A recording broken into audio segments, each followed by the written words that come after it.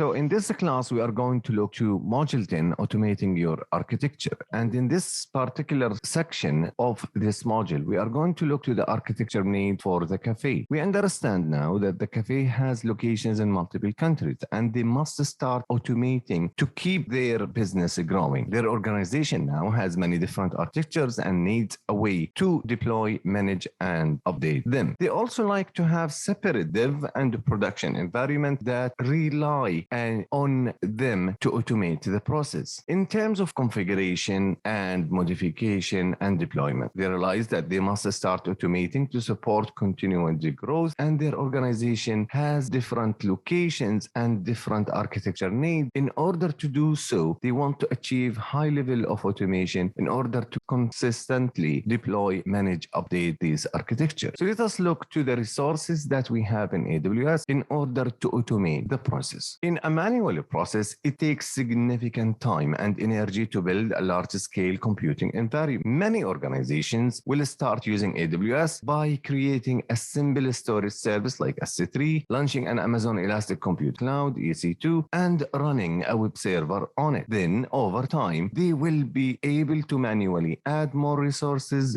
remove resources based on their capacity need. However, it can become very challenging to manually manage and maintaining these resources. And there is a few questions you need to ask yourself. How would you ideally update a production server, and how will you debug a deployment of your infrastructure, and how you will manage dependencies on multiple and various systems and subsystems in your organization, and whether it is realistic that you will be able to do all these tasks through manual configuration. The manual process, guys, has risk from multiple things. They does not support repeatability at any scale. Reusability in software engineering is a very good thing. So what you want to use, if I build a software component, you want to reuse it for project 1, you can reuse it in a project 2. Also, there is no version control because you won't be able to roll back to the production, to the prior version if things go wrong. And you don't have any auditing in the manual process, especially when you have a large team working in your infrastructure and there is no consistency of the data and the configuration. So how will you ensure matching configurations across multiple Amazon EC2 instances? All these questions, we need to address them as a solution architect, and we want to make sure that we are achieve high level of operational excellence, which is basically you perform operations as code, make frequent, small, reversible changes, and you also achieve high level of reliability by managing those changes in automation. In AWS, there is a service called the CloudFormation, which can be used to provision those resources in a repeatable manner. It will enable us to rebuild our infrastructure and application without the need to perform any manual actions or write any custom scripts. With the CloudFormation, you can build a document that describes what your infrastructure should do, including all the AWS resources that should be part of the deployment. You can think of this document as a model, and then you use that model to create, the infrastructure. AWS CloudFormation can actually create the resources in your account. When you use a CloudFormation to create those resources, we call those CloudFormation a stack. And that stack normally consisted of multiple services, and you will be able to update, create, delete those stacks, which can be used to provision your resource. Using AWS CloudFormation enables you to treat your infrastructure as a code. And this is a very old concept in computer science where we can describe the whole architecture as a code. The author of that script can basically check the version control of the script in a code repository like GitHub or code commit, be able to review the files and the modification and which team members they did deploy and change the script. If that AWS CloudFormation document you create to model your infrastructure failed, you can roll back to the previous version. You could also delete the stack, and you can check whether the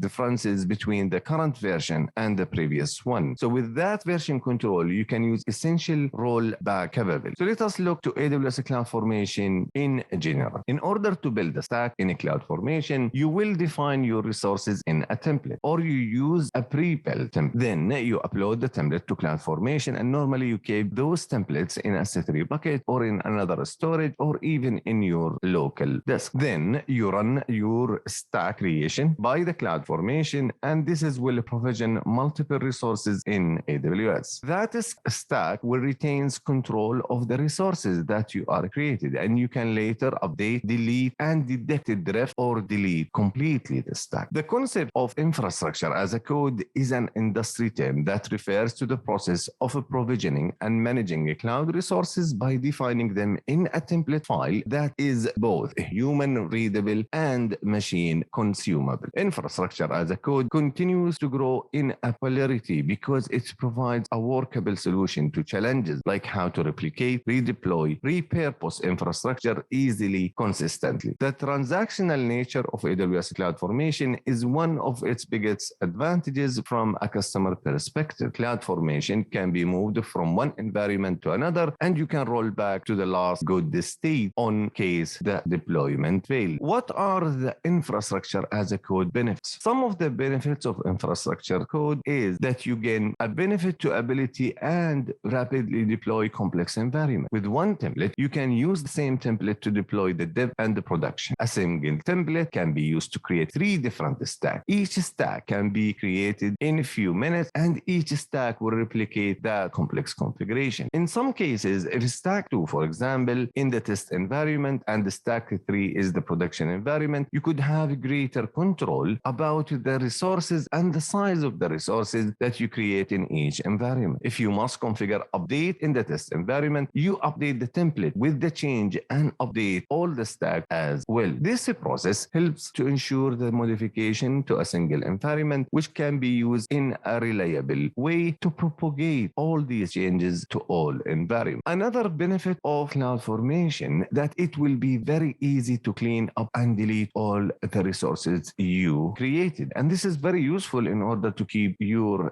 cost under the control of your CloudFormation template. So this is what reduces the cost associated with those resources that you don't really need them, and helps you as well to keep your account clean of unnecessarily unneeded cost. Now, how CloudFormation works? In CloudFormation, we use a template, and that template is written in a language called JSON. It's a Java object notation or JavaScript object notation. And there is also another format which is called YAML. And YAML is a markup language similar to HTML. The same data that you stored in JSON will take fewer lines to store in YAML, because YAML does not use phrases and it uses fewer quotation marks and no tag. Another advantage of YAML that it is natively supported in multiple deployment and in multiple environments. As we will see later on, you can use it in Docker engine, and you can use it as well with Kubernetes. You might find it easier to debug YAML document comparing to JSON, because JSON, it can be difficult to track down missing or misplaced commas or phrases. Despite the many advantages of YAML, can also JSON offers some unique advantage. It is widely used by computer system. It is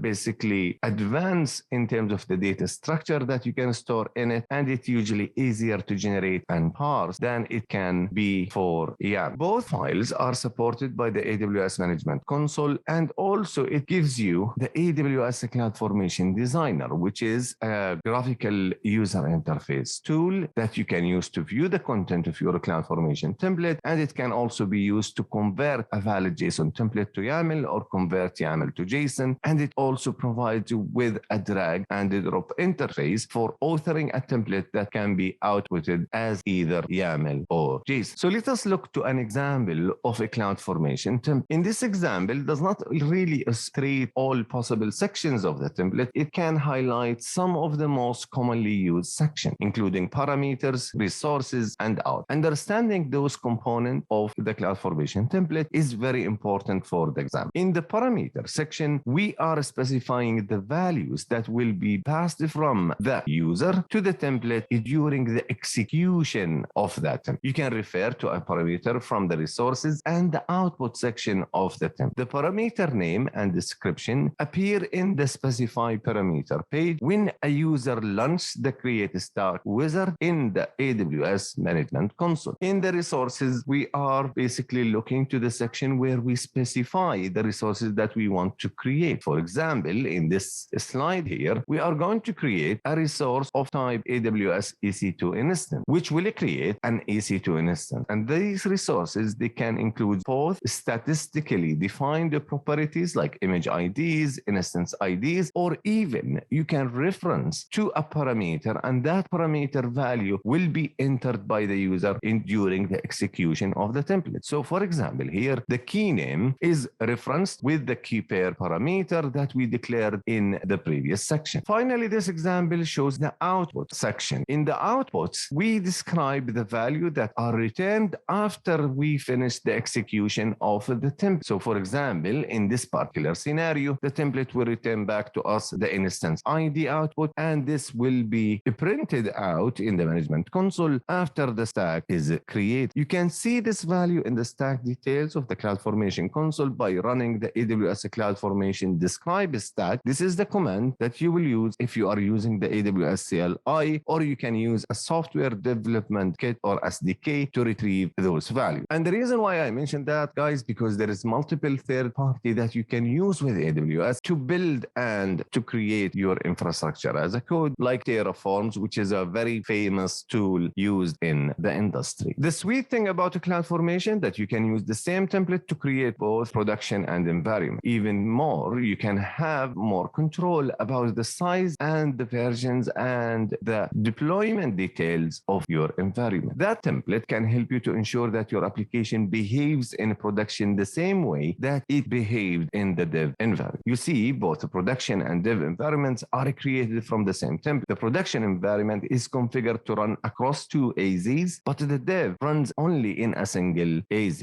This kind of deployment specification can help us to control the number, the cost of the resources between two environments, and they are accomplished by using a parameter or by using a conditions in the CloudFormation template. So a condition statements in AWS CloudFormation help you to ensure that they are different in size and scope. You can specify whether this is a dev, a test, a production, or otherwise. You might also need several testing environments for functional testing or user acceptance testing or load testing. All of these environments can be created by the same template, and you don't need to have any manual process there. Another important thing is how CloudFormation handle those changes. One way to handle the changes is to update the stack. When you update the AWS CloudFormation template you used to create the stack, you need to run update the stack option from CloudFormation. The change sets enable you to preview the changes, verify that they align with your expectation, and then approve the updates before you proceed. So the basic workflow to use the CloudFormation change set is to create a change set by submitting changes for the stack that you want to update, and this is very important for the exam. View the changes and also run them once you are happy that these resources changes will not affect the whole infrastructure. If you use a specific change set, you might want to set a deletion policy on some resources. That deletion policy attribute can be used to preserve a resource when its stack is deleted or updated. If a resource has no deletion policy attribute, the AWS CloudFormation deletes the resource. Another thing to understand is the drift detection. So here we have a scenario. An application environment is created by running the AWS CloudFormation stack, and someone decide to manually modify and deploy the environment setting. They create a new inbound rule in the security group that was created by the stack. They make these changes outside the context of CloudFormation. So maybe they edit the template in the script, or they go to Amazon EC2 instances console and they change the security group rules there manually without referring to the CloudFormation. As the architecture of this application, you would want to know that your deployed environment no longer matches the model that you created using the AWS CloudFormation template. How you would know which resources were modified so that they no longer exactly confirm with the specification in the stack. Now, remember guys here, the specification are the model that was created by the CloudFormation script. With the drift detection, you can exactly know which resources are different from the model, and you can also see which stack action happened without updating the template or the script itself. Performing a drift detection on a stack shows you whether the stack has drifted from its expected template configuration, and also retains detailed information about the drift status of each resource that supports drift detection in the stack. When you delete a stack that has a drift in it, the drift is not handled by the AWS CloudFormation. Keep this in your mind for the exam, because it makes more sense. If somebody changes the security group rules in the AWS EC2 console, this is not going to be affected by the the CloudFormation stack. So if you delete the stack, everything will be deleted, but that modification in the security group will remain. Now, the scope and the organization of your template. Normally, people, it's like a generic practice in the industry that you group all the templates that they are related to the front end, to the back end, or to the shared resources and your network and security close to each other, or you group them with each other. This is make it much easier for you to handle them. You could also use in a CloudFormation what we call the AWS Quick Start, which can provide you with a written template by AWS and those built by AWS Solution Architect Partner to deploy popular solutions in AWS, like for example, WordPress or NGX or a template for Joomla, for example. This reference deployment can be provisioned in your AWS account in less than an hour or a few minutes. Most likely, you will use them to create a testing to test the environment and see if those software are going to help you to achieve a specific business values or business requirements. Each quick start consists of an AWS CloudFormation template and a deployment guide, when this guide provides you with details about the deployment options and how to configure the deployment to match your needs. You can customize the deployment to match your needs and create the stack depending on your AWS resources. So let us look now to a demo how we can create